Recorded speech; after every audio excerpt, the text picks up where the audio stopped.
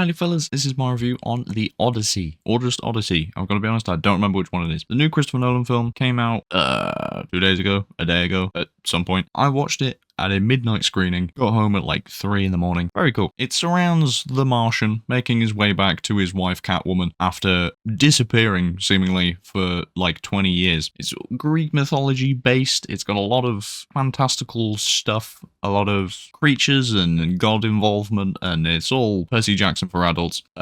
It is a very, very, very good film. I heard some people saying it's the best film that Christopher Nolan has made, which is an absolute slander, in fact, to stuff like Interstellar, but it is a contender against some things. I think it's a contender against stuff like Oppenheimer or Inception. I don't think it's as good as stuff like the Dark Knight trilogy or Interstellar or The Prestige, but none of them matter. The Odyssey is quite long, but I don't think it takes up too much time. I don't think it stretches out any moments longer than it needs to. It's very enjoyable. It's a little bit intense sometimes. There's like tiny bits of emotional value. Not a lot. Before even watching the film, I knew that there were some quote-unquote controversies, because basically people were angry that Helen of Troy was black, and people didn't like Elliot Page playing Achilles. Now, firstly, the thing against Helen of Troy being black, it is literally just racism. Like, she's an objectively attractive person, which is the only thing about Helen of Troy. She's meant to be, like, you know, incredibly beautiful. I think it's just unnecessarily insulting and debatably racist to claim that Lupita Nyong'o was not a valid actress for the role. I'm also happy to say that Elliot Page was in fact not Achilles, which, going into it, I didn't think he would be, because I don't know the actual original Odyssey story. I've never read it, but I looked it up, and apparently Achilles is in the Odyssey as a ghost. Well, Elliot Page just isn't Achilles at all. So that whole problem just doesn't even need to exist. Massive cast in this film. Matt Damon, yet again, trying to find his way home, because seemingly that's all he can do since he gave up being Jason Bourne. Anne Hathaway's a big name. Tom Holland's a bigger name now than he used to be. Lupita Nyong'o's a decently big name. Benny Safdie's a big name. Robert Pattinson's a big name. John Bernthal's a big name. John Leguizamo's not exactly a small name. It's very, very stacked. They're all very good at what they do. It doesn't necessarily feel like a Nolan film, as in, if you weren't told that it was a Nolan film, you wouldn't look at it and go, I reckon Christopher Nolan made this. Because it's not really similar to anything else he's made. Obviously not in feel, because Batman never encountered a Cyclops. But I don't know how to describe, it doesn't feel like a Nolan film either. Not even just for the lack of realism, but it looks absolutely incredible. I don't know what mix there was of CGI and practical effects for things like the Cyclops and other creatures or the ocean or whatever else, but it all looks very, very good. There was no one moment when I was watching it and looked at it and went, yeah, but that's just not real. There are a couple of repetitive moments in the film, which would be basically my only criticism, is that obviously the whole point is Odysseus is away from his home. He has been for years, and he's slowly trying to find his way back. But the way that they show him getting delayed from returning, essentially, is, again, I've not read the book, so I don't know if it's accurate, but it's just constantly, he'll get somewhere, there's a problem, and they run away while being chased, like 4 times, which it's just, you know, it starts to grate a little bit. But anyway, time for the ratings. This section may have some vague spoilers, so if you want to just skip to the final rating without seeing any of the explanation, skip to the time on screen. But anyway,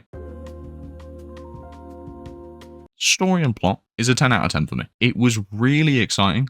It was very fun. I was engaged, which I know is a separate rating, but don't worry about that. It was very well written in terms of story, which obviously it would be because the source material is not exactly bad. Again, I can't speak to the adaptation aspect of it, but it was very good. I'm a big fan of Greek mythological stuff, so I found it very interesting to see, you know, like a really realistic Cyclops and other creatures and blah, blah, blah.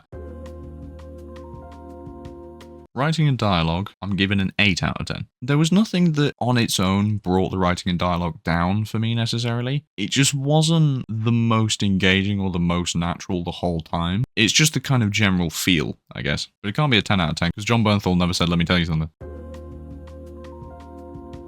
Characters and acting, 9.5 out of 10. Anne Hathaway and Robert Pattinson stood out for me in this. Anne Hathaway especially was very, very good. She was very emotional through a decent bit of the film when she's waiting for Odysseus or talking about Odysseus, and she conveys that incredibly well. Tom Holland also shouts for the first time, I think, ever in his entire life, and it was very good. It's just a weird little thing that I picked up on. I don't think I've ever seen him be loud, basically ever. Overall, great cast, great performance. Cinematography and visuals, also a 10 out of 10 for me. Absolutely beautiful film. It looked incredible. Like I said, CGI and practical, whatever mix they did, was not obvious, which is very good. There's some nice framing as well. There's a nice bit of zooming out from the boats on the ocean. Just a nice little shot. Quite simple, but still good. Sound and music, 8 out of 10. There was no obvious theme. And I'm not saying there is no music. There was. It just wasn't, for example, as noticeable as the theme from Interstellar. Sound-wise, for me, the main thing that actually stood out to me was another thing about the Cyclops. The Cyclops at one point starts kind of crying and speaking at the same time, and it sounds really, really, really cool. So 8 out of 10. Flow and runtime, 9 out of 10. For me, the thing that made Flow and runtime not a 10 out of 10 was basically just when Odysseus is revealing himself to his wife, obviously they draw it out, right? They take their time with it because you need to, just like you have to. But they take so long.